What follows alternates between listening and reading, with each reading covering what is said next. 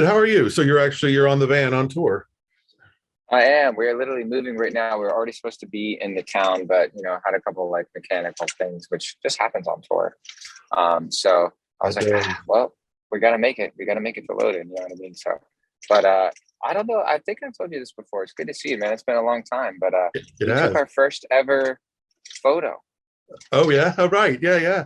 Actually, I was Yeah, going to you were say, the do you very know? first person to ever shoot our band ever. Wow, right on. Do you know it's actually, and that photo ended up on the cover of Movement Magazine, which came out in April of 2006, 16 years ago this month. So it's our anniversary. Holy Happy cow! anniversary. Wow, man, full circle. I know it has. It's been a long road since then, hasn't it? So.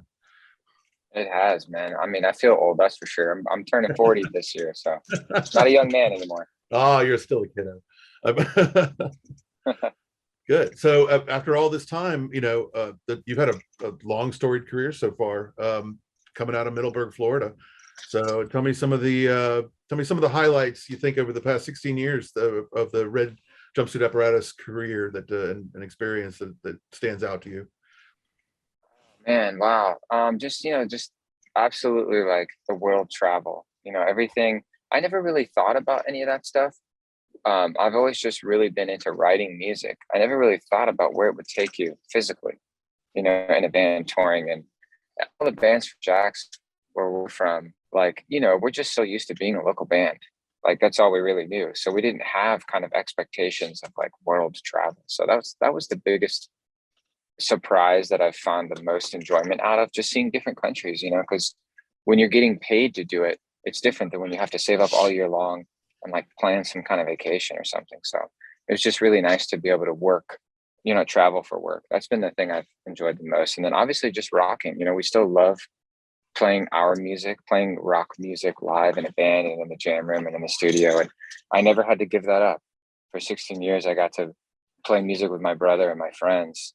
So I don't know. I just can't think of anything better than that. That's like literally my job. So that's been the best part is just being able to stay connected to music and not have to chase some other career. Even though music was my real passion, I got to do what I want every day for that entire time. That's great. On the flip side of that, what's been some of your biggest what do you think's been the biggest challenge for you?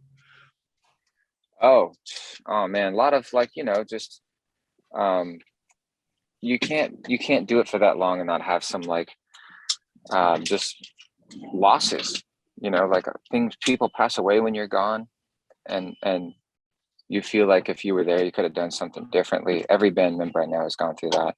Also just beloved animals and just you lose things that you can't control because you're gone so often for so long and you come home and things are different, they're not how you remembered them. And then sometimes relationships are lost and friendships as well, from always traveling. And it's almost like the world moves on without you when you're gone so often. And you notice that a lot being in a touring band that hasn't stopped in 16 years. But you learn how to get around that. And what we did is just bring family on the road. So my brother has always been with us since the beginning. And then now his actual wife and 2-year-old daughter are with us as well. So it's like we now have this traveling unit and everybody in the band has been in the band over 10 years. So it's just very like it's turned into kind of like the traveling family circus. Nice. That's great. That's such an amazing asset to have when you're in that. Uh, And your publicist said you're almost a third of the year you guys are on the road doing shows, right? we have a lot of shows booked this year and we had a decent amount last year, but it's definitely been nonstop and I presume it's going to continue. And I mean, it's funny saying it because I'm the old guy now, but emo is making a comeback. You know what I mean? Like, I don't know what else to say. Like, they don't even say that phrase. Like, I already sound old by saying that, but emo is alive and well. And we are considered by all the TikTokers and all the Instagrammers as an elder emo. So it's just a great time to be us. And I'm like embracing it. I'm loving it. I'm loving being the throwback band. I'm You guys loving are being playing the you guys are playing the When We Were Young festival, right? that's right, with all the other throwback bands, so like for me, we made it. We made it. Like if you asked me if we made it before, we were still always in the fight. We were always in the fight. Even after Don't You Fake It, we were still in the grind. Like you have to push for so long, so hard to finally make it to something like this. And I even joke with Hawthorne Heights about it. They feel the same way. That we love it. We love that we survived. We stayed together. We still make music, and now, this now we're part of what is now a new cycle. There'll be new genres created, and then it'll have a cycle. So it just makes you feel like it was all worth it.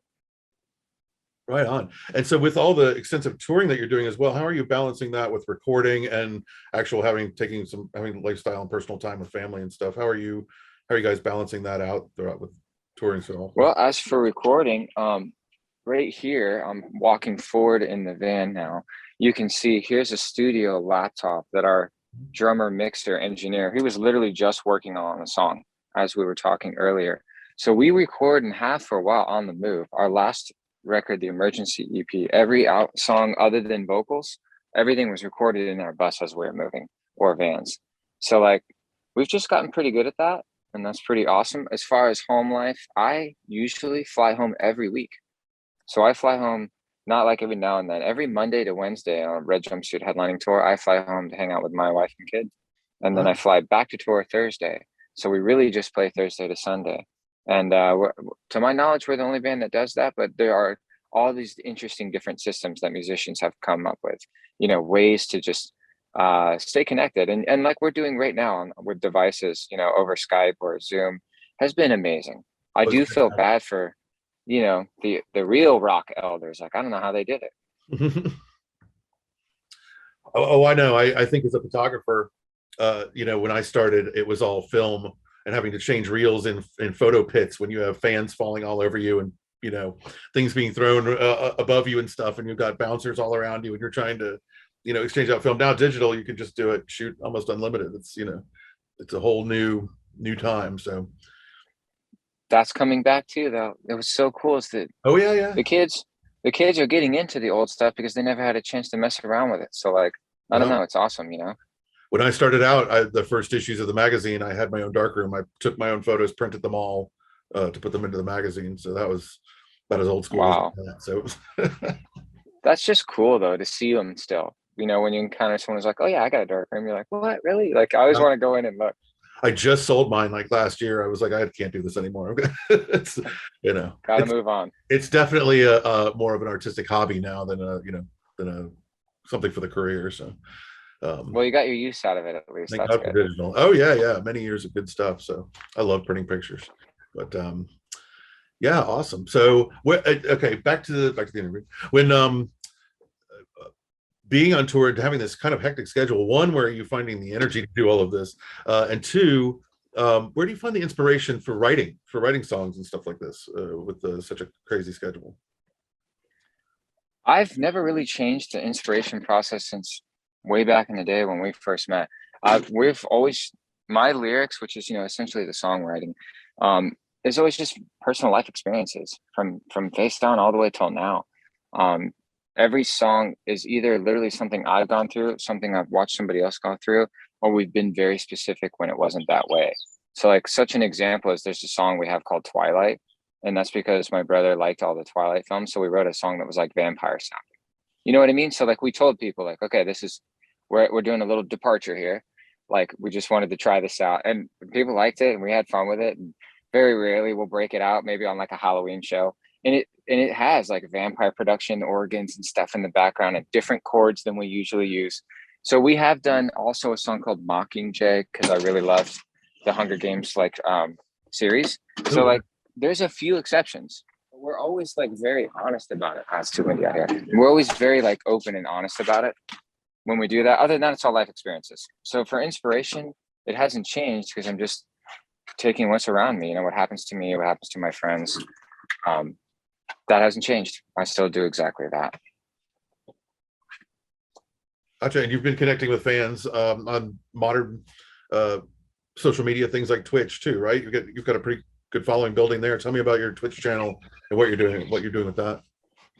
Yeah, I mean, like a lot of people with COVID, like I've literally already play video games. I just already have. I've always talked about it in interviews over the years. I've had a lot of really cool opportunities since we started that, working with like, just different really interesting like GameStop releases. And we did some stuff with Bungie. which is the Halo team.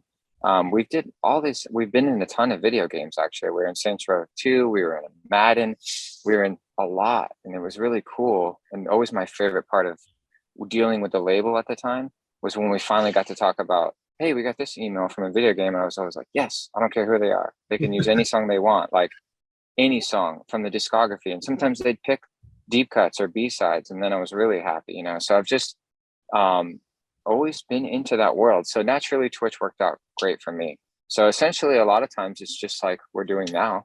We just hang out, talk to the chat. And then other times we're hardcore gaming, man. And if you're not into that game, you're not going to be interested in that stream. And I'm totally fine with that. And we get competitive. And, but then there's other times where we're just doing something for everybody, like Among Us or Mario Kart. So if you're not into gaming, you won't enjoy it. I like to warn people about that because some people on Twitch are all music, right? All recording, all performing. I sprinkle a little bit of that in when I'm just bored, but I'm gaming. I'm mainly a gamer on there. Gotcha. What are you playing right now? Right now, I'm for my third playthrough. It's the newest Resident Evil. I'm just obsessed with it. I'm a fan of the whole series. I'm sure you remember when we first met, I told you how I was a fan of your work, and I love all the local artists. I just love the darker side of art, right. Like visual art, whether it's on the wall or on the TV screen. I always have my whole life, so I haven't changed much. So when a new Resident Evil comes out, I play for like a year straight. Nice. And I don't play any other games. So I'm on my third playthrough now, and I'm still loving it, just like the first time I played it. Nice. I haven't even caught the new movie yet. I feel terrible. I haven't checked it out yet. But I didn't see the film yet, but like I said, I'm still stuck in the game. But didn't that just I couldn't figure out it's rent only, right? I didn't see it in the theater. Raccoon City. Oh no, yeah. I think it was in the theater for a brief time. I think I don't think it did well. But... Oh, okay. I'll see it. I will. I'll get to it. Yeah. Do you get time to see any good films? Have you seen the new Batman or anything?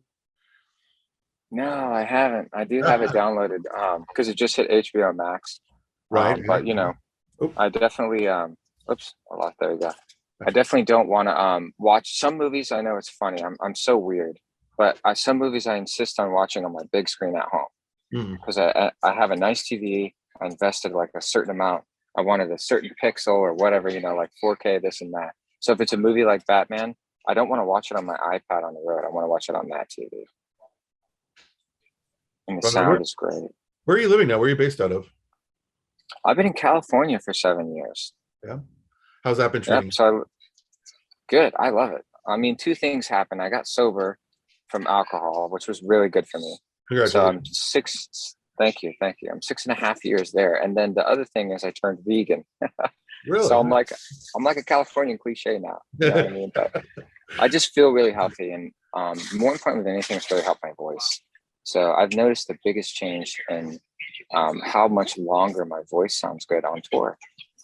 Just not drinking and not eating a lot of I was a really bad junk food eater. I ate so much. It's hard on the road. It really is. It's kind of easy to eat healthy at home. But when you're just always moving, you can get stuck into just always eating at gas stations and fast food every single day for 6 months. So right. I just made those two changes, and then my voice, everybody's noticed that my voice just sounds so much stronger live. So I think it's made a difference. That's awesome. So I also was told that you guys are doing a lot of stuff for charities. What's one of your biggest charities you're working with right now? We've just done our whole career. Lately we haven't done anything other than literally just play shows post COVID. We did the most recent one we did was everybody out there, this is 2020 though, so this is 2 years ago.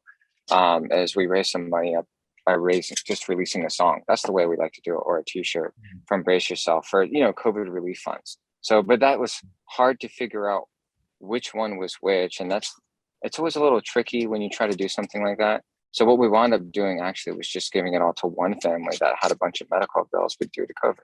Oh, wow. And I think that's the same thing.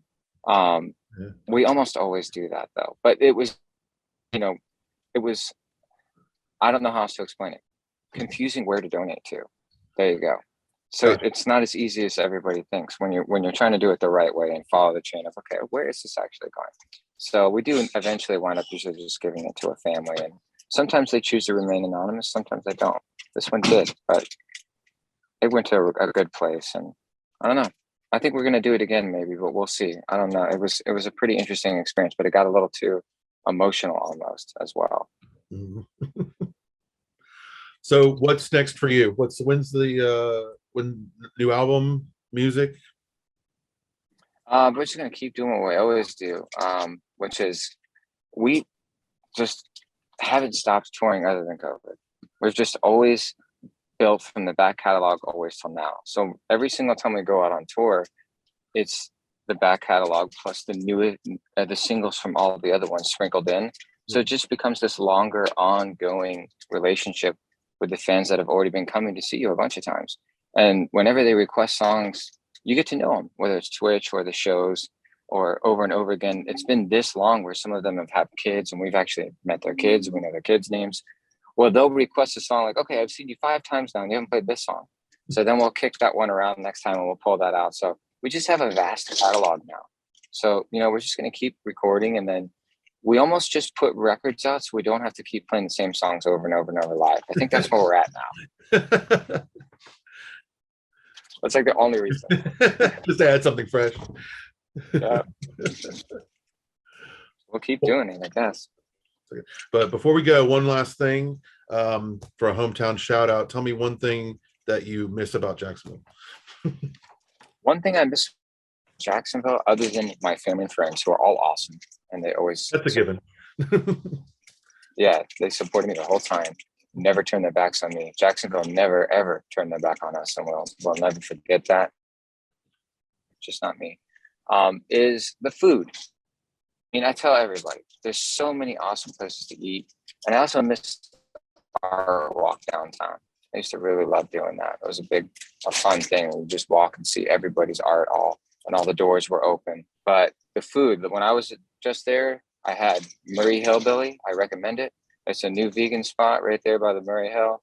If you like plant-based food, check out Murray Hill.